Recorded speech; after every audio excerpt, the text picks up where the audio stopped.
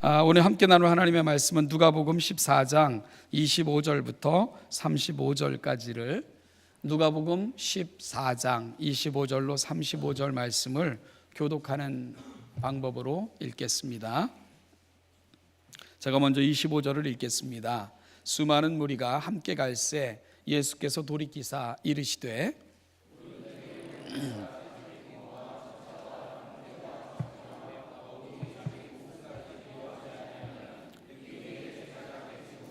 누구든지 자기 십자가를 지고 나를 따르지 않는 자도 능히 내 제자가 되지 못하리라.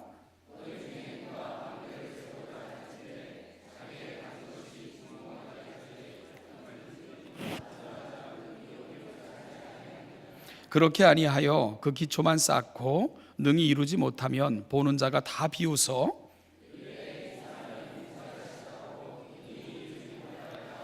또 어떤 임금이 다른 임금과 싸우러 갈 때에 먼저 앉아 1만 명으로서 저 2만 명을 거느리고 오는 자를 대적할 수 있을까 헤아리지 아니하겠느냐.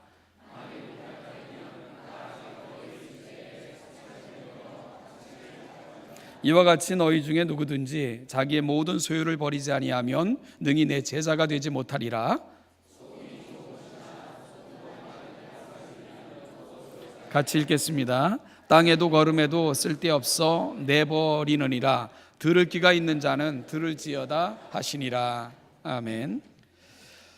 우리가 지난주까지 2주간에 걸쳐서 살폈던 말씀은 예수님께서 한 바리새인 지도자의 집에 초청받아 들어가신 그 집에서 되어졌던 사건과 그리고 가르침을 통해서 이 시대를 향한 주님의 교훈을 살피는 것으로 2주간을 보냈고요.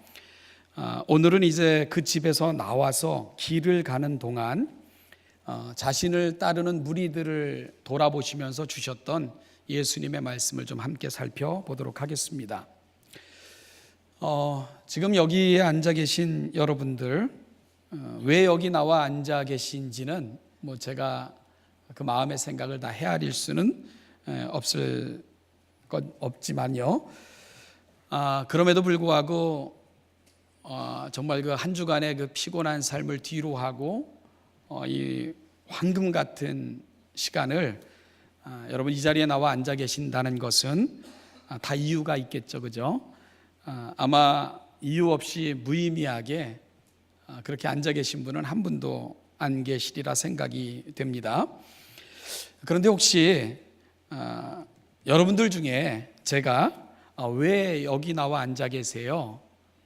라는 질문을 들으시거나 혹은 스스로 왜 내가 여기 앉아 있지?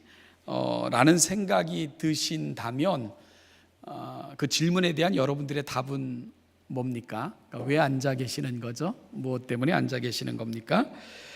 여러분 그 답에 대한 부분에 대해서 그 답을 분명히 내가 왜 앉아 있지에 대한 답이 불명확하다면 오늘 본문을 통해서 한번 우리가 그 이유를 좀 찾아봤으면 좋겠습니다. 왜냐하면 오늘 본문은 바로 예수님을 따르면서도 왜 따르는지, 예수를 따른다는 것이 도대체 무슨 의미인지를 제대로 알지 못하는 군중들을 향해 주님이 주셨던 그런 말씀이기 때문입니다. 이 말씀을 이번 주와 다음 주에 걸쳐서 2번에 걸쳐 여러분과 함께 나누도록 하겠습니다. 그럼 먼저 오늘 함께 읽은 본문의 배경을 잠시 살펴볼까요? 한 바리새인 지도자의 식사 초청을 받아서 그 집에 잠깐 머무셨던 주님은 다시 예루살렘을 향해 가시는 발걸음을 옮기셨습니다. 여러분 그러자 오늘 25절 말씀은 어떻게 시작되죠? 수많은 무리가 또 예수님을 따랐다 이렇게 표현하고 있죠. 수많은 무리가 예수님의 뒤를 따르기 시작을 했습니다. 오늘 말씀은 바로 그 따르는 수많은 사람들을 돌아보시면서 하신 예수님의 말씀입니다. 여러분 어찌 보면 함께 가지고 내가 가는 곳마다 따르니 참 고맙다 뭐 이렇게 예수님께서 말씀하셨다면 분위기도 화기애애하고 참 좋았을 뻔한데 예수님께서는 이 분위기를 한 번에 깨버리는, 사실 분위기 초치는 그런 말씀을 예수님께서 그 군중들에게 하신 거예요. 자, 그러면 오늘 뒤따르는 수많은 무리들을 향해 예수님께서 하신 말씀의 핵심은 뭘까? 여러분 가슴에 제자의 길에 대해서 설명하고 계시다. 이 부분을 가슴에 담으시고요. 오늘은 바로 그 제자의 길이 뭔가, 예수님께서는 제자의 길을 뭐라고 제시하시는가, 그 부분을 금주와 다음 주에 걸쳐서 함께 나누어 보도록 하겠습니다. 말씀드린 것처럼 한 바리새인 지도자의 집에서 나온 예수님은 예루살렘을 향해 올라가시는 발걸음을 재촉하셨다, 이렇게 말씀을 드렸죠. 여러분, 왜 예수님께서는 예루살렘에 가시죠? 절기를 기억하시기 때문입니다. 어떤 절기인 줄 아시죠? 유월절 절기를, 유월절 절기에 맞춰서 예루살렘으로 올라가시고 계신 것입니다. 그런데요, 다른 순례객들과 다른 점은 예수님은 유월절을 지키시기 위해서 올라가시는 것이 아니라 유월절 어린 양이 되기 위해서 올라가신다는 것이 차이가 있죠. 즉 대속제물로 십자가에 못 박혀 죽으시기 위해 예수님께서는 예루살렘으로 올라가고 계신 것입니다. 예수님은 그렇게 올라가셔서 우리의 죄를 짊어지시고 어린 양, 속죄양이 되셔서 십자가에 못 박혀 죽으시게 될 것입니다. 여러분, 그러면 예수님께서 십자가에 못 박혀 죽으시고 부활하시고 승천하시는 일들이 이제 예수님의 사역에 남아있게 되는 건데요, 예수님께서 이 세상을 떠나시고 난 후에 중요한 것은 뭘까? 뭐가 남죠? 예수 그리스도로 인하여 이 땅에 시작된 그 놀라운 복음의 역사를 증거해야 되는 책임이 이 땅에 남겨지게 되겠죠. 여러분, 이때 필요한 사람들이 누굽니까? 바로 제자들이 필요하게 되는 것입니다. 저는 지난 시간에 이 시대를 우리가 어떻게 진단할 수 있을까에 대해서 잠깐 말씀을 나누었었는데요, 누가복음 12장 23절을 보면 주인이 종에게 이르되 길과 산울타리가로 나가서 사람들을 강건하여 데려다가 내 집을 채우라 하는 명령을 인용해서 이 시대가 어떤 시대이다 하는 것을 여러분에게 말씀드렸습니다. 여러분, 이 시대가 어떤 시대라고요? 남은 자리를 채우라고 명령이 내려진 그런 시대가 오늘 이 시대다, 이렇게 말씀을 드렸습니다. 그리고 그 잔치 자리에 남은 자리가 채워지면 문은 닫히게 되고 모인 자들을 위한 진짜 잔치가 시작될 것이라고 말씀을 드렸습니다. 즉 지금은요, 예수님의 초림과 재림 사이이며 우리는 이것을 이미 시작되었지만 아직은 끝나지 않은 이미와 아직 사이, 이 신약 시대를 종말의 시대라 우리는 그렇게 정의를 합니다. 그리고 이 종말의 때가 갖고 있는 의미는 하나님의 기다리심의 시간이라고 정의할 수도 있죠. 여러분, 지금은 하나님께서 오래 참으시면서 하나님께서 구원받은 자를 부르시는 특별한 은혜의 시간이 바로 지금 이 시간인 것을 우리가 이해하는 것이 너무너무 중요합니다.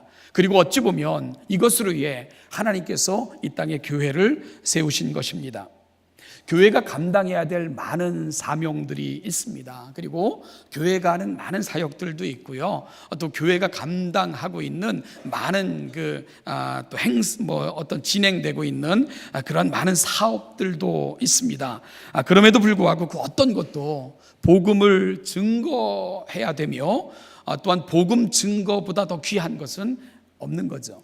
어찌 보면 교회가 감당하는 모든 것은 복음 증거를 위해서 이 일을 감당해야 된다는 것이 교회가 놓치지 말아야 될 아주 중요한 고백입니다.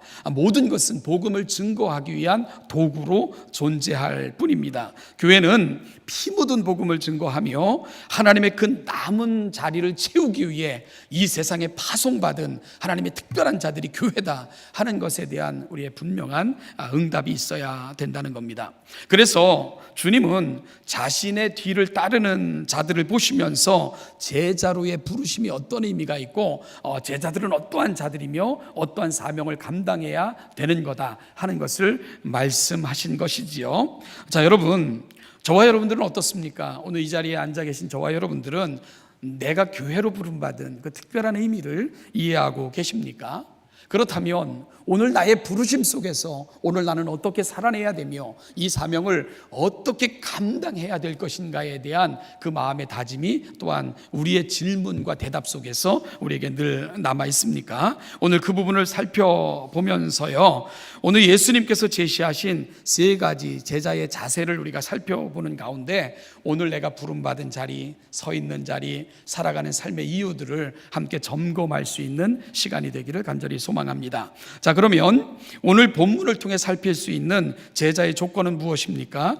저는 세 가지를 살필 건데요, 오늘은 그 중에 가장 중요한 것, 근본적인 것 첫 번째 조건과 이유를 살펴보도록 하겠습니다. 먼저 오늘 본문을 통해서 살필 수 있는 제자의 조건 첫 번째는요, 제자는 우선순위를 분명히 고백할 줄 아는 사람들이다. 이것으로 오늘 말씀을 좀 나누어 볼까 합니다. 뭐라고요? 제자는 우선순위를 분명히 고백할 줄 아는 사람들, 이들이 제자로서의 길에 들어설 수 있다. 이렇게 말씀을 드리고 싶습니다. 과거에 그 한 코미디 프로에서 이게 그 말을 하다가 이게 말문이 막히면 상대방을 향해서 당황하셨어요. 뭐 이렇게 묻던 프로가 있었죠. 그러면 상대방은 당황한 건 내가 아니고 당신인 것 같은데 뭐 이러면서 이렇게 당혹스러운 대화가 이어져 갔던 그런 프로가 있었죠. 사실 그 오늘 주님께서 제시하신 제자의 길 첫 번째를 다루려고 하는 저의 심정이 좀 그렇습니다. 이 말씀을 전하면서 제가 여러분들에게 좀 드리고 싶은 질문이 뭐냐 하면 당황하셨어요? 라는 질문입니다. 그런데 사실은 당황한 건 여러분이 아니고 말씀을 전하기 위해 준비한 제 자신이 사실 이 말씀 앞에도 당혹스럽게 설 수밖에 없었다는 것을 말씀드리고 싶습니다. 왜냐하면 제자로서 제시된 첫 번째 길이요, 너무 좀 당혹스럽기 때문입니다. 예수님께서는 제자로 살아가는 자들을 향해 첫 번째 조건으로 뭘 제시하고 계시죠? 무릇 내게 오는 자가 자기 부모와 처자와 형제와 자매와 더욱이 목숨까지 미워하지 아니하면 능히 내 제자가 되지 못한다 라고 말씀하셨기 때문입니다. 아니 그냥 제자로서 아주 열심히 믿고 뭐 신앙생활도 좀 잘하고 좀 잘 살면 됐지, 굳이 형제 자매, 부모, 심지어 배우자, 그리고 자신의 목숨까지 미워하는 것으로 제시하고 계신다는 것은 좀 심하다는 생각이 들었기 때문입니다.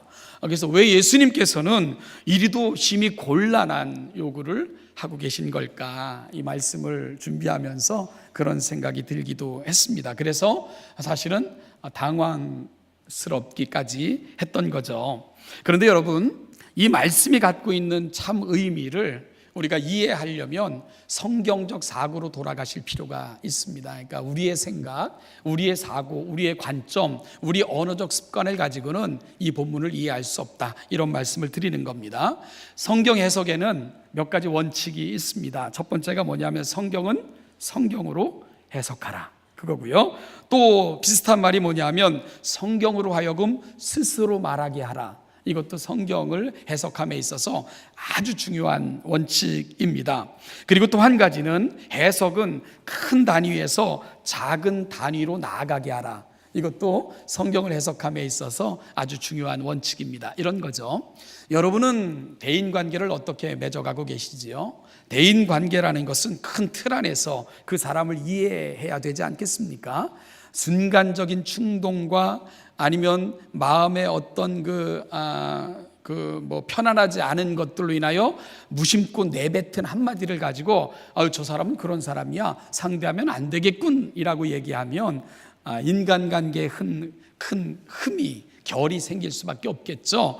그래서 그 사람의 살아왔던 삶의 큰 틀 속에서 그 사람을 평가하고는 만약에 이상한 모습이 보인다면 오늘 저분은 왜 저럴까, 이렇게 판단하는 것이 우리가 대인관계 속에서도 매우 중요할 것입니다. 여러분, 성경 해석도 그렇다는 거예요. 그러니까 당혹스러운 난해한 한 구절을 가지고 어머 성경은 이런 책이야 이렇구만이라고 얘기하면 굉장히 위험스러울 수 있다, 이 말씀을 드리는 겁니다. 자, 그렇다면 우리가 좀 더 큰 틀에서 그리고 성경이 말씀하시는 성경을 통해 오늘 본문을 좀 해석해 볼까요? 자, 여러분 성경에서 강조하는 가장 중요한 단어가 뭘까? 그러면 사랑이라는 건 여러분 다 아시죠? 그래서 어떤 학자는 성경에서 사랑을 빼면 제로다, 이런 공식을 내놓기도 했죠. 요즘 말로 말하면 성경에서 사랑 빼면 시체다, 뭐 이렇게 이야기할 수 있을 것 같습니다. 그래서 성경에서 하나님을 사랑하듯 이웃을 사랑하라고 명하시기도 하셨고요, 요한일서에서 요한은 하나님을 사랑이시라 이렇게 정의하기도 했습니다. 그 하나님께서는 또한 나를 사랑하는 것과 같이 이웃을 사랑하라, 이 둘은 결코 분리될 수 없다, 이렇게까지 말씀을 주셨고요. 여러분, 그 하나님께서 우리에게 요청하시는 사랑이 어디로 흘러가고 있는가를 살펴보면 부모를 어떻게 공경해야 됩니까? 부모에 대해서 욕하는 자마다 돌로 쳐 죽이라고 할 정도로 부모 공경에 대해서 성경만큼 강조하는 책은 없습니다. 그뿐만이 아닙니다. 우리가 이 세상을 살아가면서 우리가 보여줘야 될 사랑의 한계를 어떻게 규정하고 있는가? 여러분 어떻게 규정하고 있죠? 오리를 동행하고자 요청받으면 십리를 동행해주고, 겉옷을 요청받으면 속옷까지 내어주고, 뭐 이런 것, 그뿐만이 아니죠. 원수까지 사랑하라고 말씀하고 계시고요, 심지어 사랑을 구체적으로 보이는 바 형제 자매를 사랑하지 못하는 자가 보이지 않는 하나님을 사랑한다고 하는 것은 기만이고 위선이며 거짓말이다 라고까지 성경은 이야기를 합니다. 우리 삶의 자리에서 아무리 유창한 언변과 그리고 또한 유료한 말을 한다 할지라도 사랑이 빠지면 그것은 요란한 꽹과리나 불협 화음에 불과하다, 성경은 그렇게까지 사랑을 강조합니다. 이것이 성경에서 끊임없이 강조하고 한결같이 드러내주는 성경의 가장 중요한 메시지 아닙니까? 그런데 어찌 예수 따르는 자의 조건으로 자기 부모와 처자와 형제와 자매와 더욱이 목숨까지 미워하는 것으로 제시하고 있는 걸까? 이거 성경이 맞지 않는 거 아니야? 이웃을 사랑하라고 하셨던 하나님께서 어찌 부모, 형제 자매, 배우자, 자기 자신까지 미워하라고 말씀하시고 있는 거야? 성경이 모순투성이인가? 이렇게 오해하기 쉽다는 거죠. 그래서 당혹스럽기까지 한데요, 여러분 사실은 그런 것이 아니라는 것을 성경의 큰 틀에서 오늘 본문을 이해하는 작업이 필요하다, 이런 이야기입니다. 이런 혼란은 우리가 이 언어를 잘 이해하지 못하거나, 그러니까 그 구약 성경, 신약 성경에 쓰여졌던 당시의 언어를 말하는 거고요, 그들이 언어를 사용하는 습관에 대해서 우리가 좀 무지하면 이런 오해가 생길 수도 있습니다. 여러분, 그 세머, 특별히 그 시브리어 그리고 헬라어로 대변되는 성경의 언어를 살펴볼 것 같으면 이 미워한다는 말이요, 어떤 경우에도 사용되고 있느냐 하면 여러분 창세기 29장 30절 31절 보면 이런 구절이 있습니다. 그리하여 야곱은 또한 라헬에게로 들어갔으며 그는 레아보다 라헬을 더 사랑하였고 다시 7년 동안 라반을 섬겼다. 여호와께서는 레아가 미움받는 것을 보시고 그의 태를 열어주셨으나 라헬은 임신하지 못하였다, 이런 표현이 있습니다. 야곱은 레아보다 누구를 더 사랑합니까? 라헬을 더 사랑했어요. 여러분, 그렇다고 해서 야곱이 레아를 미워한 것이 아닙니다. 단지 사랑의 차이가 있었죠. 라헬 쪽으로 더 마음이 기울어졌던 것입니다. 그런데 성경은 하나님께서 레아가 미움을 받는 것으로 표현하시면서 레아 쪽의 사랑을 더 집중시켜 주시는 것을 우리가 보게 됩니다. 그러니까 사람의 사랑이 부족할 때 하나님은 그 사랑을 채워주시는 방식으로 레아를 감싸고 계신 것을 우리가 본문을 통해서 알게 되는 거죠. 이것입니다. 시브리적 관용 표현에 있어서요, 특별히 사람과의 관계, 사랑의 관계에서 덜 사랑받는 것을 미워했다는 말로 성경은 표현하고 있음을 알게 된다는 거죠. 이것이 여러분 세머적, 즉 시브리적 관용어법으로 우리가 이해할 수 있어야 되는 겁니다. 그래서 오늘 본문을 기록하고 있는 마태는 이 부분을 그래서 조금 다른 관점에서 특별히요, 이 마태는 조금 더 시브리적 관점으로 그의 복음서를 쓰고 있는데요, 마태는 이 부분을 이렇게 기록을 했습니다. 아비나 어미를 나보다 더 사랑하는 자는 내게 합당치 아니하고 아들이나 딸을 나보다 더 사랑하는 자도 내게 합당치 아니하다. 마태는 이 부분을 이렇게 해석을 한 겁니다.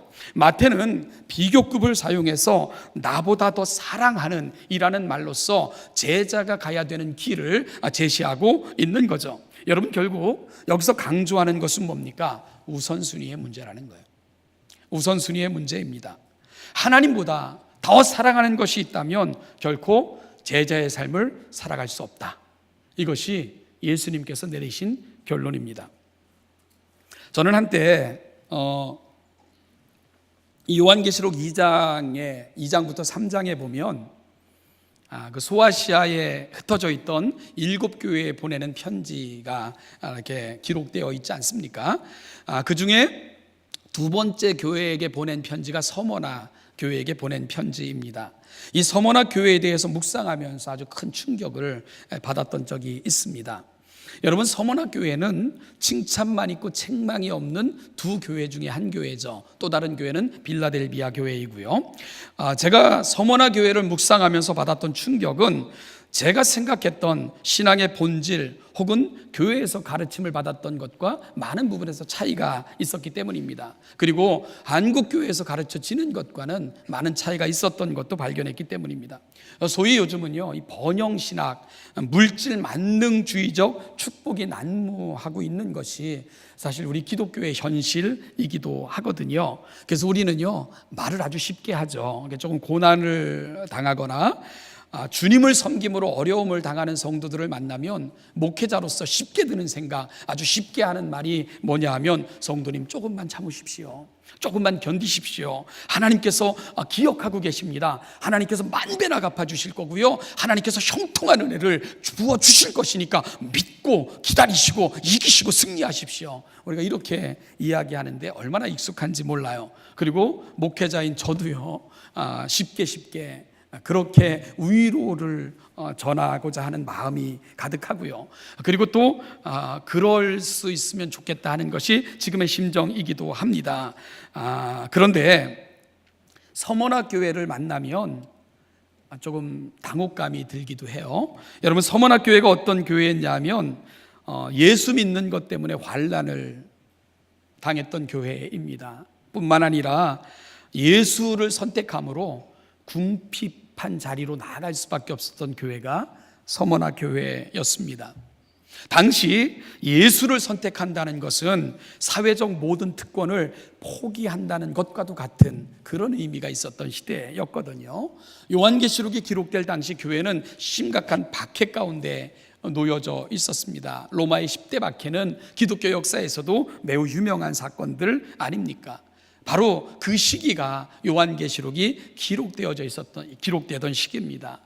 또한 자칭 유대인이라 했던 자들의 핍박도 점점 더 돌을 더해갔던 시대가 또 그 시기이기도 했죠. 따라서 그 시기에 예수 믿는다는 거요, 여러분, 예수님 편에 선다는 것은 많은 부분을 포기해야 되고 때로는 목숨까지도 위협받는 상황 속으로 치닫고 있었던 것이 요한계시록이 기록되어졌던 당시의 형편입니다. 주님은 이 모든 것을 보시고 아셨어요. 그래서 서머나 교회에게 편지를 보내신 거죠. 그래서 주님께서는 그 편지에서 너희들의 형편과 처지를 내가 안다라고 말씀을 하셨습니다. 여러분, 그러면 뭐가 기대되죠? 야, 내가 안다. 그러니까 조금만 참아라. 내가 다 갚아줄게. 내가 만사형통하게 너의 길을 지켜낼 거야 라고 말씀하시는 주님의 말씀을 기대해봄직한데 주님은 그런 말씀을 하고 계시지 않았어요. 여러분, 주님께서는 다른 부분을 말씀하시면서 결론적으로 서머나 교회에게 주셨던 말씀이 뭡니까? 네가 죽도록 충성하라. 그리하면 내가 생명의 관을 너에게 주리라. 이것이 서머나 교회에게 주셨던 결론과도 같은 마지막 말씀이었습니다. 너무나도 의연해 보이지 않습니까? 그죠? 그래서 우리는 임직식 때마다 이 구절을 딱 적어서 주잖아요. 네가 죽도록 충성하라. 그리하면 생명의 관을, 예전 성경은 면류관이라고 했죠. 생명의 관을 내게 주리라. 이런 말씀 말입니다. 그런데 우리가 이 구절이 갖고 있는 의미를 알고 있는 걸까? 제대로 이해하고 사용하는 걸까? 우리가 분명히 이해하면서 은혜 받는 걸까에 대해서는 좀 의구심이 있습니다. 여러분, 이 본문이 갖고 있는 의미는 이런 거이거든요. 야, 지금까지 나를 위해 잘 견뎌주었고 잘 참아주었구나. 고맙다. 정말 고맙다. 그런데 앞으로 더 어려울 거다. 더 힘든 일이 네 앞에 임할 것이다. 목숨을 담보로 하는 싸움으로 네가 나아갈 수도 있다. 그럼에도 불구하고 그럴 때라도 내 곁에 있어 주겠니? 그럴 때도 나와 함께 해주겠니?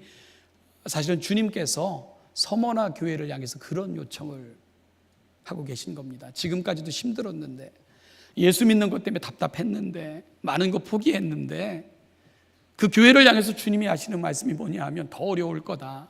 나 때문에 더 힘들 거다. 생명을 담보로 하는 싸움을 벌여야 할지도 모른다. 그때도 내 곁에 있어 다오. 그때도 나와 함께 가다오. 주님이 그렇게 부탁하고 계신 겁니다. 여러분, 어떤 생각이 드세요? 저는요, 너무 서머나 교회가 부러웠습니다. 얼마나 부러웠는지 몰라요. 이런 얘기 아니겠어요? 재성아, 네가 내 곁에 섬으로 힘들었구나. 나 때문에 어려웠구나. 많은 것을 포기했구나.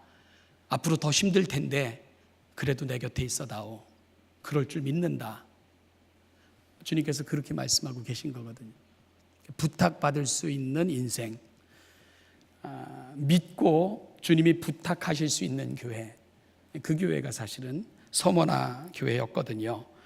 주님께서 바라보시면서 함께 가자고 믿으면서 손을 내미실 수 있는 교회, 성도, 서머나 교회는 바로 그런 교회였습니다.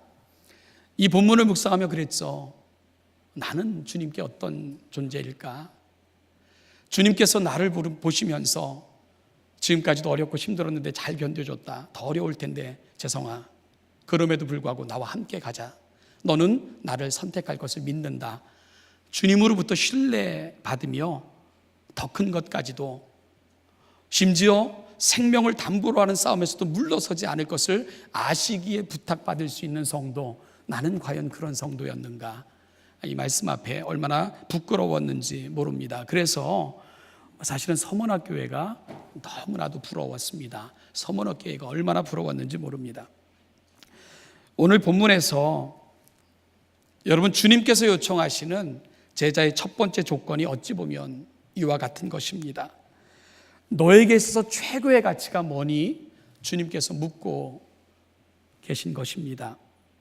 왜냐하면 다른 것이 최고의 가치를 차지하고서는 결코 걸을 수 없는 길이 제자의 길이기 때문입니다. 가족이 먼저이거나 배우자나 형제 자매가 먼저이거나 심지어 내 자존심, 내 지위와 내가 누리고자 하는 것들이 최우선의 가치를 두고 살아가는 존재라면 여러분, 결코 제자의 길을 갈 수 없습니다. 제자의 삶을 살 수 없습니다.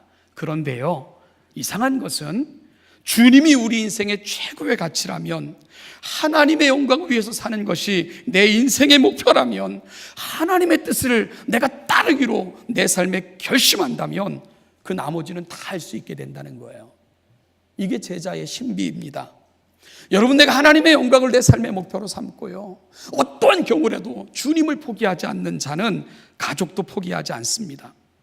하나님의 뜻이 부모님을 공경하는 것이기에 부모님을 공경하게 됩니다. 진정한 공경이 뭔가를 알게 된다는 거죠. 여러분, 예수 그리스도, 그분의 영광을 위해 살기로 결심하는 제자들은 남편은 아내를 사랑하게 됩니다. 왜냐하면 내가 교회를 사랑한 것처럼 남편을 향한 요청이 아내를 그렇게 사랑하라는 것이기 때문이죠. 아내는 남편을 존귀하게 여기게 됩니다. 그것이 바로 나의 진정한 주인 되신 우리 주님께서 원하시는 것이기 때문입니다. 여러분, 형제와 자매를 사랑함으로 너희가 나를 사랑하는 하는 것을 증명해 달라는 주님의 도전 앞에 우리는 직면할 수밖에 없습니다. 심지어 원수까지 타 종교에 속해 있는 사람이라 할지라도, 나와 국적이 다른 사람이라 할지라도 그 모든 것을 뛰어넘는 사랑, 주님은 우리에게 그걸 요청하고 계시기 때문입니다. 내 인생이 하나님이 되시면, 하나님이 내 인생의 최고의 가치가 되시면 그 하나님이 원하시는 곳으로 우리가 달려나갈 수밖에 없게 되죠. 여러분, 그러나 그런 것이 최우선이면 우리가 하나님을 따를 수 없지만, 하나님을 따르면 그 모든 것들이 우리 삶의 자리에 내용으로 주어지게 된다는 겁니다. 이것이 바로 제자의 삶을 결정한 사람들에게 임하는 삶의 신비라는 것을 기억할 수 있기를 소망합니다.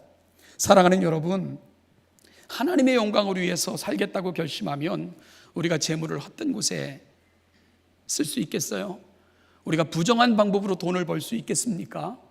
여러분, 우리에게 주신 모든 것들이 하나님의 것임이라고 고백하면 우리가 하나님께 드림에 대해서, 형제와 나눔에 대해서, 또한 하늘나라의 창고를 쌓는 일에 대해서 우리가 게을리할 수 있겠습니까? 제자는 그런 삶을 살게 되는 거죠. 결국 오늘 본문에서 주님이 던져주시는 도전이 뭡니까? 하나님을 인생 최고의 가치로 놓으라는 것입니다. 그 어떤 것도 하나님보다 높은 곳에 올려놓지 말라는 것입니다. 그러면 하나님을 사랑하듯 이웃을 사랑하게 되고 믿음이 있노라 하며 행함이 없는 죽은 믿음에 이르지 않게 된다는 겁니다. 그리고 더 놀라운 것은 이러한 삶을 결단하는 심령을 통해 하나님은 그분의 나라를 이 땅에 보여주시고 많은 사람들이 그 나라의 가치, 그 아름다움에 참여하는 도구로 사용하신다는 것입니다. 이것을 통해 하나님은 그분의 영광을 이 땅에 충만히 드러내시게 되는 거고요. 대강절기를 보내고 있습니다. 이제 우리가 다음 주면 우리 주님이 오시는 그날을 축하하게 될 것입니다. 사랑하는 신원예담교회 성도 여러분, 우리의 1년은 어떠셨나요? 우리가 얼마 동안 믿음의 삶을 사셨는지 모르지만 지금까지 믿음이라는 단어를 붙들고 살아왔던 우리 삶의 내용은 어떤가요? 제자로 사셨습니까? 하나님이 우리 인생의 최고의 가치셨습니까? 주님이 우리를 바라보시면서 나를 선택해 준 거 고맙다. 더 어렵겠지만, 더 어려운 시대가 놓여 있겠지만 그래도 함께 가자. 나를 선택해 다오. 부탁받을 수 있는 인생이셨습니까? 사랑하는 신원야담교회 성도 여러분, 부탁받을 수 있는 성도, 주님께서 곁에 서시는 성도, 바로 우리가 되기를 소망하며 이 대강절 절기 주님을 깊이 영접하시는 우리 모든 신원야담교회 성도들 되시기를 주님의 이름으로 축복합니다. 기도하겠습니다. 하나님 아버지, 은혜와 사랑을 감사합니다. 오늘 이 아침 주님께서 주시는 그 놀라운 도전 앞에 섭니다. 하나님 아버지, 우리가 살아오면서 무엇의 가치를 두고 또한 무엇을 최고의 가치로 삼고 살아왔는가를 다시 한번 돌아보게 하여 주시기를 원합니다. 가치로 삼고 살아왔다는 거 붙들고 보니까 모든 것을 놓치고 있었던 어리석은 인생은 아니었는가를 다시 한번 돌아보는 겸허한 시간이 되게 하여 주옵소서.